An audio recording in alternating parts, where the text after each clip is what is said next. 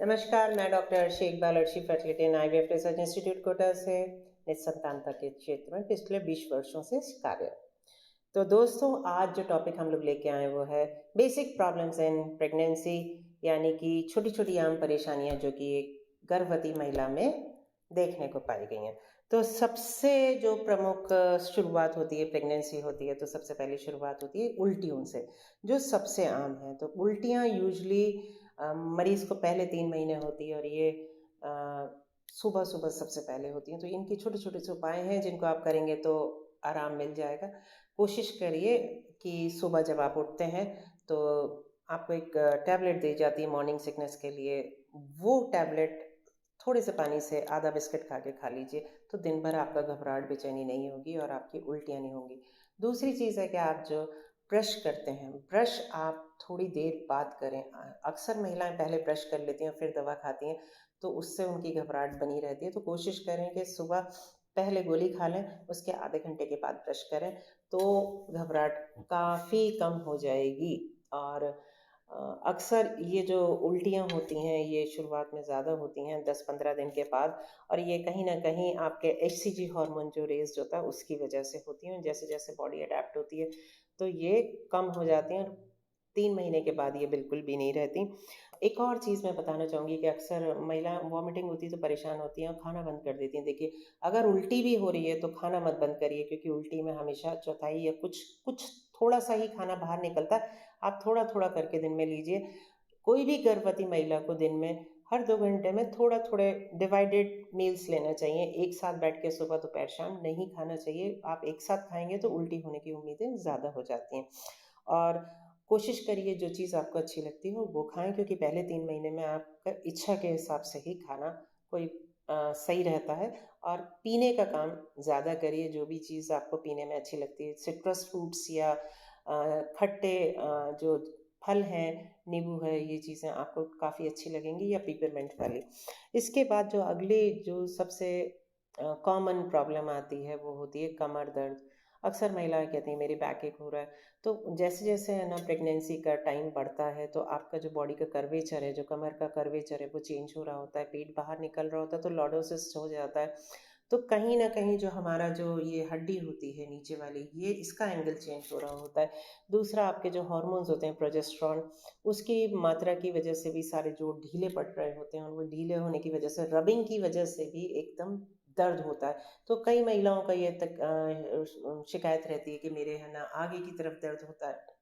और कई की शिकायत होती है कि जब मैं करवट लेती हूँ तो मुझे एकदम दर्द होता है, या मैं है ना लेटने के बाद एकदम उठ नहीं पाती, एकदम से कैच आता है कि खट से आवाज़ आती है, या है ना दर्द होता है बहुत तीखा।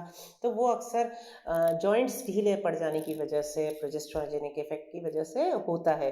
तो ये कोई डरने की बात नहीं है, सबको ऐसा ही होता है, और ये हार्मोन्स की वजह से। दूसरी प्रॉब्लम जो बैकएक की है, तो वो आपका कर्वेचर चेंज हुआ। तो अक्सर मैं महिलाओं को बताती हूँ कि गर्भवती महिलाएँ जो भी हैं वो अपना पोस्चर को ध्यान दें। आपको इस तरह से नहीं रहना है। आपको सीधे कंधों को पीछे करके, जो भी आपकी कुर्सी है उस पे हत्थे होना चाहिए। आप अपने हाथों को उस हत्थों पे टिकाइए। उसके बाद बिल्कुल पीछे सपोर्टिंग कुर्सी पे बैठिए, तो पीछे है ना लग के बैठिए। दूसरा, नहीं तो कोई भी टेबल कुर्सी पे बैठिए जहाँ पे आप अपने हाथों को सहारा दे सकते हैं, जिससे कि आपका पोस्चर स्ट्रेट रहे, आप अंदर से इस तरह से झुके नहीं।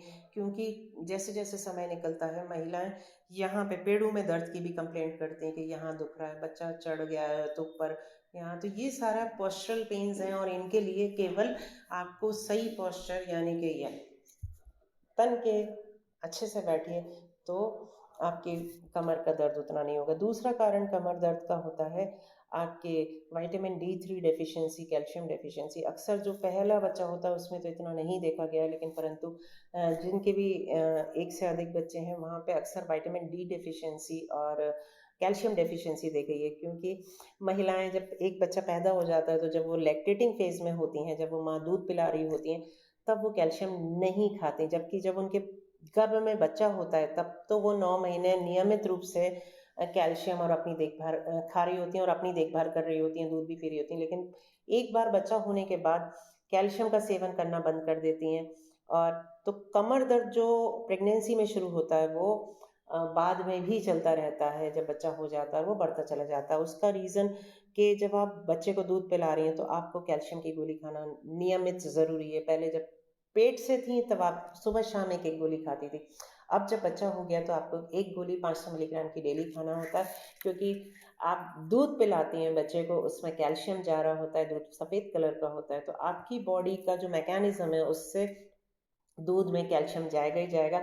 और अगर आप नहीं लेंगी तो आपकी हड्डियों में से कैल्शियम का रिसाव लगातार चल रहा है, वो फुलफ़िल नहीं होगा और हड्डियाँ कहीं न कहीं कमज़ोर होंगी, और जब कमज़ोर हड्डियाँ होती हैं तो वो बेंड होने लगती हैं, ऑस्टियोमैलेशिया जैसी चीज़ें होती हैं, और वहाँ से दर्द शुरू होते हैं, मांसपेशियों के दर्द होते हैं, घुटनों में दर्द शुरू हो जाते हैं, कमर में दर्द होता है। और अक्सर तीसरी परेशानी जो होती है वो होती है वेट गेन की। जब वज़न बहुत अत्यधिक होता है, महिलाएँ ओवरवेट हो जाती हैं, महिलाओं का वज़न बहुत ज़्यादा बढ़ जाता है, तो अगर वज़न बहुत ज़्यादा है तो कमर दर्द शुरू हुआ, घुटनों का दर्द शुरू हुआ, टखनों का दर्द शुरू हुआ, तो ये दर्द शुरू हो जाते हैं। और जिन मरीज़ों में अक्सर थायरॉइड की बीमारी देखी गई है, आजकल थायरॉइड बहुत आम है, तो थायरॉइड अगर साथ में होता है और विटामिन D3 डेफिशिएंसी होती है, तो कैल्शियम डेफिशिएंसी डेफ़िनेटली होती है।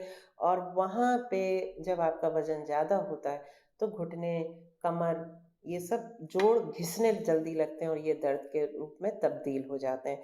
तो क्या करें? तो जब आप गर्भ से हैं तो अपना कैल्शियम नियमित रूप से खाइए, आपका D3 सीरम D3 लेवल कराइए, अगर कम है तो उसका साथ में सप्लीमेंटेशन पूरा करिए।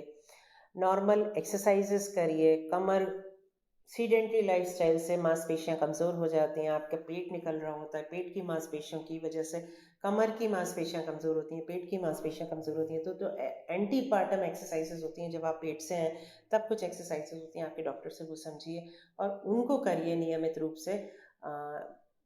इस तरह से मत गुज़ारिए कि नहीं एक्सरसाइज़ तो मैं बच्चा होने के बाद करूँगी, ये कहीं न कहीं आपके बाद में है ना हेल्प करेंगी। उसके बाद अगर आप वज़न ज़्यादा है तो अपने वेट को कंट्रोल करिए। डाइट जैसा मैंने पिछले श्रृंखला में बता रखा है, डाइट को फ़ॉलो करिए। क्या खाना है, क्या नहीं खाना, अपने डॉक्टर से अपनी डाइट कस्टमाइज़ कराइए, जिससे कि आपका वेट अनकंट्रोल्ड ना बढ़े, जिससे कि आपके कमर दर्द, आपके घुटनों के दर्द, आपके टखनों के दर्द ना ज़्यादा हों। उसके बाद जैसे भी वज़न बढ़ रहा है, तो अगर किसी का वेट ज़्यादा बढ़ रहा है, मरीज़ कहता है कि मैं क्या करूँ? मुझे समझ नहीं आ रहा कि मेरा वज़न क्यों इतना ज़्यादा बढ़ रहा है? तो ये आप अपने डॉक्टर से डिस्कस करिए। आप खाने पे है ना थोड़ा-सा ध्यान दीजिए। अगर पेशेंट ओवरवेट है तो वो तेल, घी, जो भी ऑयली चीज़ें हैं उसका सेवन कम करें। शक्कर और कार्बोहाइड्रेट्स को कम करें बिल्कुल। कम मतलब अकॉर्डिंग टू वेट बिल्कुल कम। तो क्या चीज़ लेगा? मरीज़ कहेगा कि मैं तो भूखी रहूँगी क्या? बिल्कुल भी नहीं। आप प्रोटीन्स का सेवन करिए, तो सबसे पहली मात्रा में प्रोटीन आएगा, सेकंड उसमें कार्बोहाइड्रेट आएगा, थर्ड उसमें फैट आएगा। तो अगर आप वेजिटेरियन हैं तो अंकुरित दालें, पत्ते की सब्जियाँ, पनीर, मिल्क व मिल्क प्रोडक्ट्स, ऐसे बहुत सारी चीज़ें जो आप खा सकते हैं। और अगर हम मांसाहारी हैं तो आप अंडा, नॉन-वेज, तेल रहित, तेल को हटाया है मैंने, उसके बगैर खा सकते हैं। आप किसी डायटीशियन से एडवाइस ले सकते हैं कि आपकी डाइट क्या कस्टमाइज़ करी जाए, आपके डॉक्टर से कस्टमाइज़ करा सकते हैं। तो भूखे मत रहिए। आप वेजिटेबल्स, आजकल हरी सब्जियाँ बहुत अच्छी आ रही हैं। आप हर वो चीज़ जिसको पकाना नहीं पड़ता, जैसे ककड़ी, टमाटर, मूली, गाजर, ये सब चीज़ों का सेवन करिए, ये काफ़ी लाभदायक होती हैं, इसमें है ना अच्छे मिनरल्स एंड विटामिन्स हैं, तो कहीं न कहीं इनका फ़ायदा है। दूसरा, वेट अगर आपका कंट्रोल रहेगा तो डेफ़िनेटली आपके जॉइंट पेन्स और बैकएक कम होगा। और एक चीज़ और देखने में आई है, जैसे-जैसे वेट बढ़ता है पेशेंट्स के, कई बार हिप में भी प्रॉब्लम आती है। अक्सर है ना महिलाओं का अ, एवास्कुलर नेक्रोसिस ऑफ हिप जो हो जाता है, तो ये वहाँ होता है जहाँ पे मरीज़ बिल्कुल ही अपना ध्यान नहीं रखता, किसी भी चीज़ को लेके अपना ध्यान नहीं है। फिर एक और कॉमन सी प्रॉब्लम है, पैरों में सूजन आना। तो अक्सर महिलाएँ पूरे दिन सुबह से शाम तक पैर लटका के रहती हैं और सूजन आ जाती है। क्यों? क्योंकि कुछ न कुछ हार्मोन्स का इफ़ेक्ट है कि प्रोजेस्टेरोन की वज़ह से ब्लड वेसल्स रिलैक्स रहती हैं, तो पूलिंग हो जाती है। दूसरा होता है मसल्स फटीग हो जाती हैं बैठे-बैठे, और वो अपना काम पूरी तरह से नहीं कर रही होती हैं, तो पंपिंग नहीं हो रही होती। तो और तीसरा है कि मरीज़ या तो बहुत मोटा होता है, तो भी मसल्स उतना इफ़ेक्टिवली काम नहीं कर रही हैं, पंपिंग नहीं कर रही, तो पैर सूजते चले जाते हैं।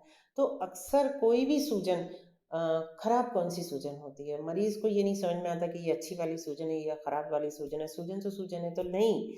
अगर आप सुबह सो के उठते हैं और आपके पैर की हड्डी पे अगर आप 30 सेकंड प्रेशर देंगे और उस 30 सेकंड में अगर कोई गड्ढा नहीं पड़ता आपके पैर में, तो कोई चिंता का विषय नहीं है। ये मैंने बात करी सुबह उठ के देखें। और अगर सुबह आप 8 घंटे सो के उठे हैं, अगर सुबह आपके पैर पे गड्ढा पड़ रहा है, आपने दबाया 30 सेकंड, आपकी जो पैर की हड्डी है, जहाँ पे चमड़ी के नीचे हड्डी है, टिबिया को, अगर वहाँ पे पिटिंग एडिमा हो रहा है, यानी कि आपने उँगली हटाई 30 सेकंड के बाद और वहाँ गड्ढा बन रहा है, तो डेफ़िनेटली प्रॉब्लम है और उस वाली सूजन पे ध्यान देना ज़रूरी है।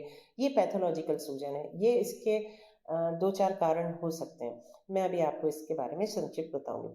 तो जो सादा सूजन थी, जो आप बैठे हैं लटका के और जब आपने आराम करा तो सूजन खत्म हो गई, तो उसमें तो कोई चिंता नहीं है। वो केवल पोस्चरल सूजन है और आपके पैर लटके रहने की वजह से है। तो अक्सर मैं महिलाओं को बोलती हूँ कि जब आप सोती हैं तो अपने पैरों के नीचे एक सपोर्ट, आजकल तो पिलोज़ भी आते हैं, और नहीं आते तो अगर नहीं है किसी के पास तो कोई बात नहीं, आप गद्दे को 3 उसमें फ़ोल्ड करके अपने पैरों के नीचे रख लीजिए, जो आपकी जाँघों से पूरा हो। उससे थोड़ा-सा आपकी ये जो नीचे की हड्डी है कूल्हे की, ये हड्डी का एंगल भी थोड़ा-सा टिल्ट हो जाएगा, तो आपको उससे भी आराम आएगा आपके कमर दर्द में।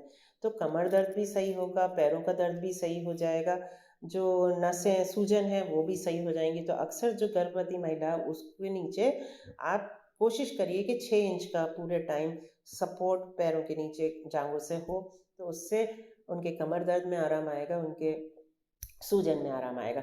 अब एक ऐसी महिला है जो सुबह सो के उठी और है ना, उसके बाद उसके सूजन, उसने पैर दबाया 30 सेकंड अपनी हड्डी के ऊपर और उसकी सूजन है, तो ये सूजन के कारण होते हैं 2-3।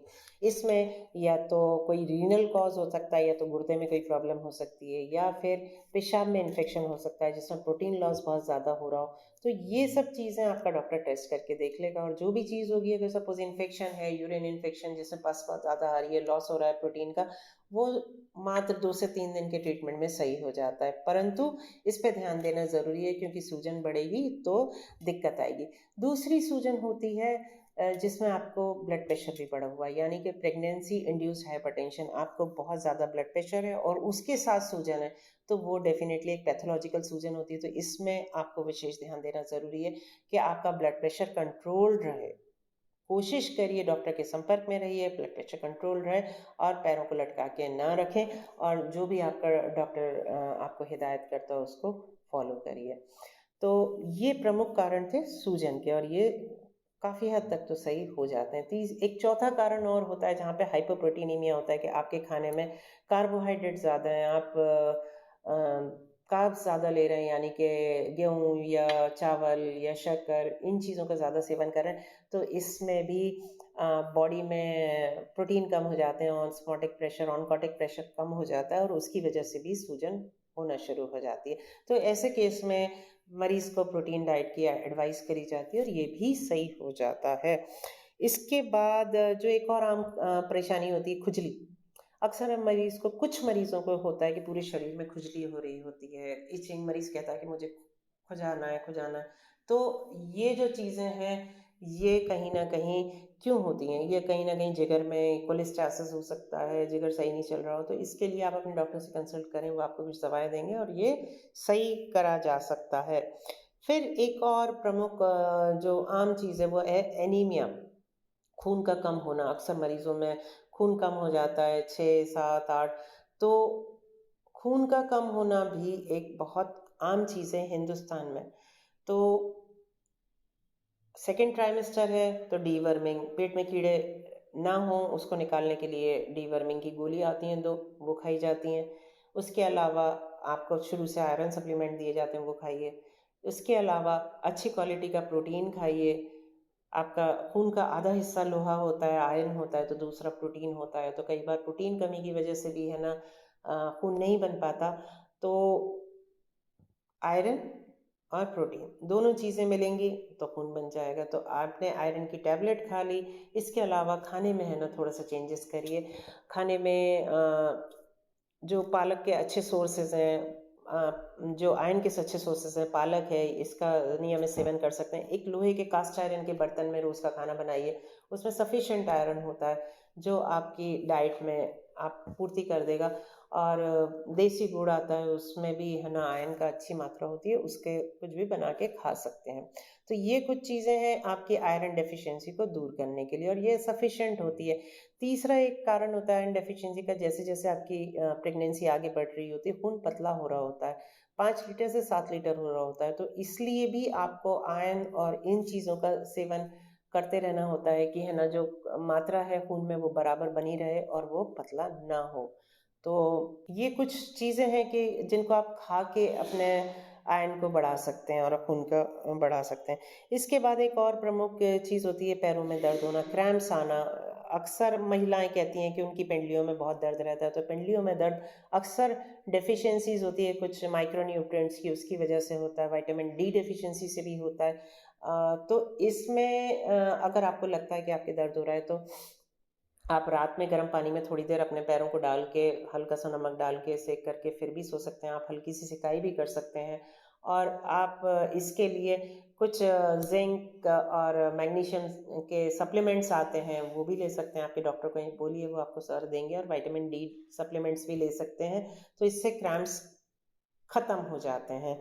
इसके बाद अपन चलें, जो एक और मेजर प्रॉब्लम होती है, प्रेगनेंसी इंड्यूस्ड हाइपरटेंशन। अक्सर महिलाओं में वैसे तो वो उनके ब्लड प्रेशर नहीं होता, लेकिन जब वो गर्भ से होती हैं तो ब्लड प्रेशर आ जाता है। तो ब्लड प्रेशर यूजुअली आंवल की वजह से होता है। अगर आंवल का संचार या आंवल का बनाव अच्छा नहीं होगा, तो भी अ, हाइपरटेंशन हो जाता है, और इसके 2-4 और भी कारण होते हैं, पर प्रमुख कारण यही है। तो अगर आपको हाइपरटेंशन है, तो इसका आपके डॉक्टर से नियमित उपचार लीजिए, ब्लड प्रेशर की दवाएँ लीजिए। बच्चे की बढ़त का ध्यान रखिए, खाने पे विशेष ध्यान रखिए, प्रोटीन डाइट का। क्यों? क्योंकि जहाँ पे ब्लड प्रेशर होता है, वहाँ पे फिर कहीं न कहीं बच्चे के चारों तरफ पानी कम हो जाता है, और प्रोटीन डेफ़िशिएंसी की वजह से भी पानी कम होता है, और बच्चे में वज़न कम हो जाता है। तो ये कुछ प्रमुख चीज़ें हैं जो रोज़मर्रा की हैं, जो आए दिन इन प्रेगनेंसी में आपको फ़ेस करना पड़ेंगी। तो ये कुछ मोटी-मोटी प्रमुख कारण थे, जो या चीज़ें थीं जिनको आपको समझना है प्रेगनेंसी के दौरान। और अगर ऐसी कोई भी परेशानी है, तो इन छोटी-मोटी चीज़ों से आप सही कर सकते हैं। मुझे उम्मीद है आपको ये जानकारी अच्छी लगी होगी। अगली बार फिर एक नए टॉपिक के साथ आपके साथ ज़रूर भेंट होगी। अगर आपको टॉपिक अच्छा लगा हो, तो प्लीज़ सब्सक्राइब करिए और बेल आइकन दबाइए, आपको मेरा नया वीडियो जल्द से जल्द मिले। Thank you. नमस्कार।